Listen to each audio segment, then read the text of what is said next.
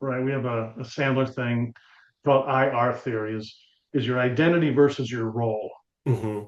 So how I feel, my beliefs in myself, self-worth, self-concept, self-esteem versus how other people in the world view me as performing in my role, or even I mean, we've all had a bad day with a spouse, significant other, kid, or sibling, or golf course or something, right? We've all had a bad experience, but that Yeah. can't define who we are. So society tells us that how you perform in your role determines how you feel. Determines how uh, what you're going to do, right? That's your identity. Is your performance in your role is how you're viewed in the world.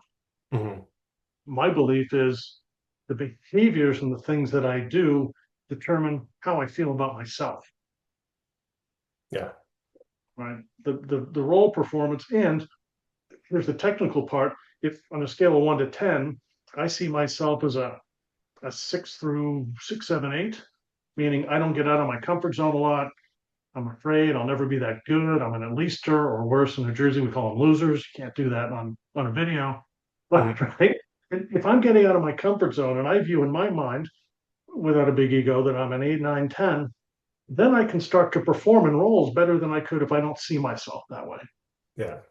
So I think society's got a little bit backwards, and psychology's probably got it a little bit better. Well, to the point of like being in the high school and what you're learning more of like compliance and read this book and then fill out this book report.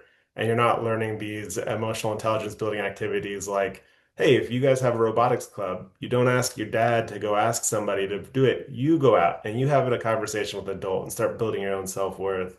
And then if you Yeah, start doing that, then it's like, okay, now like you're becoming self-sufficient.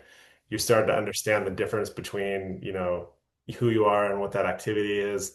You're gonna be way more open to it because you haven't overlearned like this whole like just fall into your role that society tells you thing. You're gonna be like, no, I'm gonna try this stuff out. I'm also 15. If I say something dumb when I'm trying to get some materials from a robotics in like company, like whatever. yeah. You never need grace for saying something dumb when you're 15. When you're 60, not so much. But Yeah. I think we should all get grace for saying something dumb as long as we're willing to admit it. I do it every day. Ask my wife Say all every day. But right there it with doesn't you. affect it doesn't affect my identity side. Yeah. Well, we're humans. We're gonna make mistakes.